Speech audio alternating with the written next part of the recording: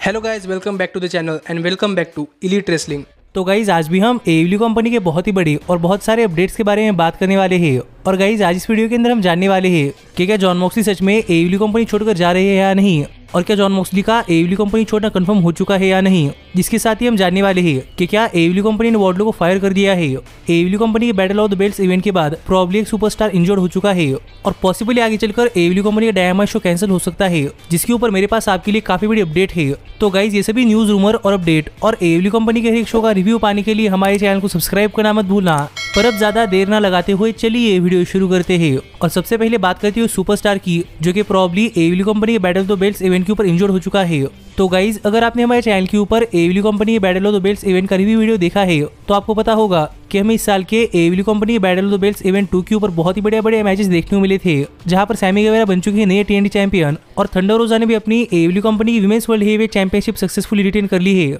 पर एक बहुत ही बड़े battle of the belts event के बाद हाल ही में AEW कंपनी को लेकर एक बहुत ही बड़ी अपडेट सामने आ रही है कि पॉसिबली इस battle of the belt event के ऊपर एक AEW सुपरस्टार इंजर्ड हो चुका है। और गाइज मैं यहाँ पर इथन पेज के बारे में बात नहीं कर रहा, क्योंकि मैंने आपको battle of the belts 2 event के रिव्यू वीडियो के अंदर बता दिया था कि शो के ऊपर इथन पेज इंजर्ड हो चुके हैं और इथन पेज की आंखों से खून निकल रहा है और प्रॉब्ली कुछ स्टेजेस के बाद इथन पेज ठीक हो जाएंगे। लेकिन गाइज इथन पेज के साथ यहाँ पर एक और सुपरस्टार इस शो के ऊपर इंजर्ड हो चुका है। और गाइज ये सुपरस्टार कोई और नहीं बल्कि रिंग ऑफ ऑनर कंपनी की करंट वर्ल्ड हेवीवेट चैंपियन यानी जोनाथन ग्रेशम है। क्योंकि हाल ही में AEW company battle of the belts event 2 के बाद जोनाथन ग्रेशम का एक इंडिपेंडेंट रेसलिंग शो के ऊपर मैच होने वाला था। पर AEW कंपनी के battle of the belts event 2 के बाद हाल ही में जोनाथन ग्रेशम ने अपने सोशल मीडिया हैंडल्स के ऊपर एक वीडियो शेयर किया और यहाँ पर बात करते हुए जोनाथन ग्रेशम ने बताया कि डॉक्टर्स ने जोनाथन ग्रेशम को रेसल करने के लिए क्लियर नहीं किया और इसीलिए जोनाथन ग्रेशम उस इंडिपेंडेंट रेसलिंग शो के ऊपर काम नहीं करने वाले। पर जैसे ही डॉक्टर जोनाथन ग्रेशम को रेसल करने के लिए क्लियर करते हैं वैसे ही जोनाथन ग्रेशम काफी जल्दी अपना कमबैक करने वाले हैं, जो बातें हाल ही में जोनाथन ग्रेशम ने एक वीडियो के अंदर बताई, जिससे कि आप समझ सकते हैं कि प्रॉब्ली AEW कंपनी के battle of the belts event 2 के ऊपर कुछ ऐसा हो चुका है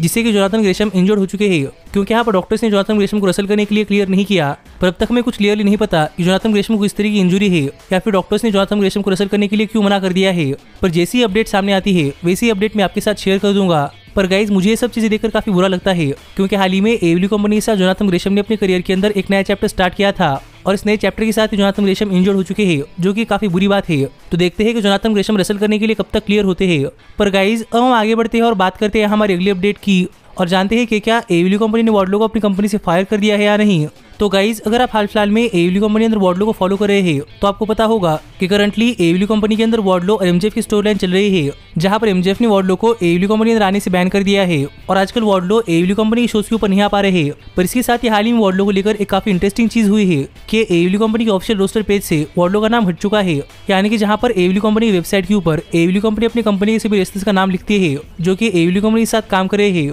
वहां पर से AEW ने वार्डलो का नाम हटा दिया है और अब वार्डलो AEW कंपनी के ऑफिशियल रोस्टर पेज के ऊपर नहीं है, जो कि काफी इंटरेस्टिंग चीज है। क्योंकि AEW कंपनी अपनी रोस्टर पेज से उन्हीं सुपरस्टार को निकालती है जो कि AEW कंपनी के साथ काम नहीं कर रहे या फिर जिनका AEW कंपनी के साथ कॉन्ट्रैक्ट एक्सपायर हो चुका है। पर सरप्राइजिंगली यहाँ पर AEW कंपनी ने वार्डलो का नाम निकाल दिया है, जबकि वार्डलो AEW कंपनी शोज के ऊपर काम कर रहे हैं और उनका AEW कंपनी के साथ कॉन्ट्रैक्ट चल रहा है। पर इसका मतलब ये नहीं है कि AEW ने वार्डलो को अपनी कंपनी से फायर कर दिया है, क्योंकि काफी सारे लोगों को ऐसा लग रहा था कि प्रॉब्ली AEW ने वार्डलो को अपनी कंपनी से फायर कर दिया है या फिर वार्डलो का AEW कंपनी के साथ कॉन्ट्रैक्ट एक्सपायर हो चुका है और वार्डलो एक हैंडशेक डील के ऊपर काम कर रहे हैं। बल्कि यहाँ पर रियलिटी ये है कि यहाँ पर MJF के साथ स्टोरी लाइन के अंदर वार्डलो MJF के साथ अंडर कॉन्ट्रैक्ट है, ना कि AEW कंपनी के। इसीलिए यहाँ पर स्टोरी लाइन रियलिस्टिक बनाने के लिए AEW ने वार्डलो को अपने ऑफिशियल रोस्टर पेज से हटा दिया है, क्योंकि वहाँ पर सिर्फ वही सुपरस्टार फीचर होते हैं जो कि AEW कंपनी के साथ अंडर कॉन्ट्रैक्ट है। पर वार्डलो की स्टोरी लाइन के अंदर वार्डलो AEW कंपनी के साथ अंडर कॉन्ट्रैक्ट नहीं बल्कि MJF के साथ अंडर कॉन्ट्रैक्ट है, जिससे कि वार्डलो यहाँ पर फीचर नहीं हो सकते थे और इसीलिए ही AEW ने वार्डलो को अपने ऑफिशियल रोस्टर पेज से हटा दिया है। जिसके ऊपर आपका क्या कहना है आप मुझे कमेंट कर बताइए।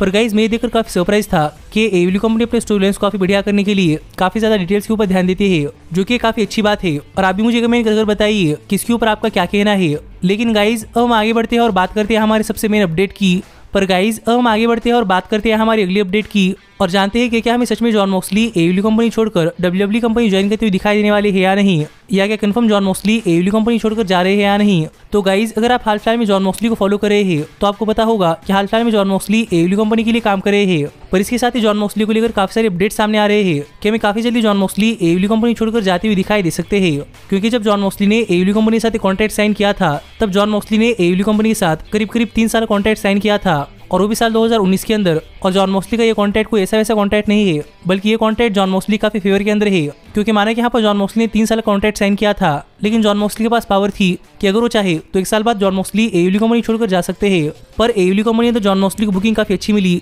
इसलिए जॉन मॉक्सली एडब्ल्यू कंपनी छोड़कर नहीं जा रहे। पर गाइस अब जॉन मॉक्सली को डील साइन कर काफी देर हो चुकी है, यानी कि मॉक्सली को एडब्ल्यू कंपनी के साथ कॉन्ट्रैक्ट साइन कर करीब 3 साल होने को आ रहे हैं, और मॉक्सली ने एडब्ल्यू कंपनी के साथ करीब 3 साल की डील साइन की थी, जिससे कि आने वाले 1 महीने के अंदर जॉन मॉक्सली का एडब्ल्यू कंपनी के साथ कॉन्ट्रैक्ट एक्सपायर होने वाला है। और इसी को लेकर काफी सारे लोग प्रेडिक्ट कर रहे हैं कि हमें काफी जल्दी जॉन मॉक्सली एडब्ल्यू कंपनी छोड़कर दोबारा से डब्ल्यूडब्ल्यूई कंपनी अंदर जाते हुए दिखाई दे सकते हैं। और माना काफी सारे फैंस भी यही चाहते हैं कि जॉन मॉक्सली दोबारा से डब्ल्यूडब्ल्यूई कंपनी अंदर जाए, क्योंकि काफी सारे फैंस को शील्ड का यूनियन देखना है। और माना कि जॉन मॉक्सली का एडब्ल्यू कंपनी के साथ कॉन्ट्रैक्ट काफी जल्दी एक्सपायर होने वाला है। पर हाल ही में एडब्ल्यू कंपनी और जॉन मॉक्सली इन दोनों के स्टेटस के ऊपर एक अपडेट सामने आई है। और गाइस ये अपडेट ये है कि जॉन मॉक्सली एडब्ल्यू कंपनी के साथ काफी ज्यादा खुश है, और जॉन मॉक्सली एडब्ल्यू कंपनी छोड़कर जाने के बारे में जरा भी नहीं सोच रहे हैं, जिससे कि आप समझ सकते हैं कि हमें प्रॉब्ली जॉन मॉक्सली अपना एडब्ल्यू कंपनी के साथ कॉन्ट्रैक्ट एक्सपायर होने के बाद हमें एडब्ल्यू कंपनी के साथ एक और नया कॉन्ट्रैक्ट रिसाइन करते हुए दिखाई दे सकते हैं, क्योंकि जॉन मॉक्सली को एडब्ल्यू कंपनी अंदर वो सब चीजें मिल रही है जो कि जॉन मॉक्सली चाहते हैं, और इसीलिए जॉन मॉक्सली एडब्ल्यू कंपनी से काफी खुश है। और मुझे नहीं लगता कि जॉन मॉक्सली ये सब चीजें छोड़कर जाने वाले हैं,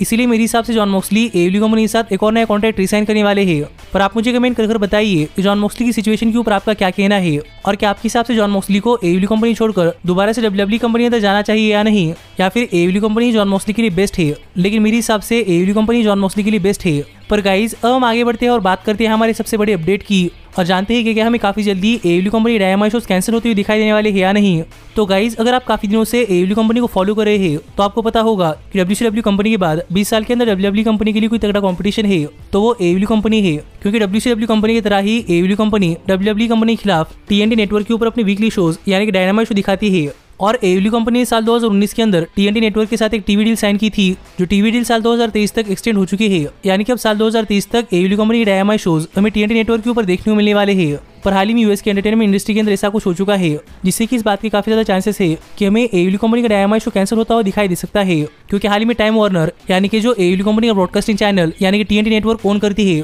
वो कंपनी यानी कि टाइम वार्नर और डिस्कवरी इन दोनों के बीच में एक डील हो चुकी है, और इस डील के अंदर ये दोनों ही कंपनियां मर्ज हो चुकी है, यानी कि दोनों ही कंपनियां साथ आ चुकी है। और इसी डील के अंदर वार्नर मीडिया के सभी टीवी चैनल्स यानी कि जैसे टीवीएस नेटवर्क और टीएनटी नेटवर्क ऐसे सभी टीवी चैनल्स के राइट्स यानी कि इन चैनल्स के ऊपर क्या ब्रॉडकास्ट होने वाला है वो सब अधिकार डिस्कवरी नेटवर्क के सीईओ के पास चले गए हैं, और डिस्कवरी नेटवर्क के कई सारे स्ट्रीमिंग सर्विसेज के राइट्स वार्नर मीडिया के सीईओ के पास आ चुके हैं, जो कि इस डील के अंदर हुई चेंजेस है, जिससे कि अब डिस्कवरी नेटवर्क के सीईओज वार्नर मीडिया के टीवी चैनल्स के ऊपर क्या दिखाया जाएगा ये कंट्रोल करने वाले हैं। और यहीं पर डिस्कवरी नेटवर्क की अथॉरिटीज रेसलिंग काफी बड़े फैन नहीं है, इसलिए यहाँ पर बात करते हुए डेव मैडजन ने रिवील किया कि अगर एडब्ल्यू कंपनी के शोज रेटिंग वाइज अगर डिस्कवरी नेटवर्क की अथॉरिटीज को इंप्रेस नहीं कर पाते तो हमें पॉसिबली एडब्ल्यू कंपनी और डिस्कवरी नेटवर्क इनके बीच में एक और डील नहीं होती हुई दिखाई देने वाली, जिससे कि एडब्ल्यू कंपनी के डायनामाइट शोज टीवीएस नेटवर्क या फिर टीएनटी नेटवर्क इन दोनों ही नेटवर्क के ऊपर ब्रॉडकास्ट होने बंद हो सकते हैं। और आपको तो पता ही है कि किसी भी रेसलिंग शो के लिए सबसे इंपॉर्टेंट टीवी डील होती है, क्योंकि डब्ल्यूडब्ल्यूई कंपनी का आधा पैसा किसी और चीज से नहीं बल्कि उनके टीवी डील से आता है, और अगर किसी रेसलिंग नेटवर्क के पास टीवी डील नहीं है तो प्रॉब्ली रेसलिंग कंपनी बंद पड़ जाएगी। और अगर आगे चलकर एडब्ल्यू कंपनी के डायनामाइट शो के लिए टोनी खान को अगर कोई टीवी डील नहीं मिलती तो हमें शायद एडब्ल्यू कंपनी बंद पड़ती हुई दिखाई दे सकती है। इसलिए यहाँ पर टोनी खान भी अपने शोज बेटर बनाने के लिए लगे हुए हैं, जिस पर आपका क्या कहना है ये आप मुझे कमेंट कर बताइए। पर गाइज मैं यहाँ पर डिस्परेटली चाहता हूँ कि एडब्ल्यू कंपनी डिस्कवरी नेटवर्क की अथॉरिटीज को इंप्रेस कर पाए, जिससे कि एडब्ल्यू कंपनी को एक नई टीवी डील मिली और आगे भी हमें ऐसे ही बढ़िया बढ़िया डायनामाइट शोज देखने को मिले। पर आप ऐसे ही एडब्ल्यू कंपनी से रिलेटेड हर एक न्यूज रूमर और अपडेट और एडब्ल्यू कंपनी के हर एक शो का रिव्यू पाने के लिए हमारे चैनल को सब्सक्राइब करना मत भूलना। लेकिन गाइज अब मैं मिलता हूँ आपसे अगली वीडियो के अंदर, पर तब तक stay healthy, stay happy and keep watching elite wrestling. Hey, did you like that video? Click the screen for more. And where do you think you're going? Check out our official merchandise page and to support the entire cast. And thanks so much for being the elite. The elite. What, Nick, you're not going to sing it all with me this time?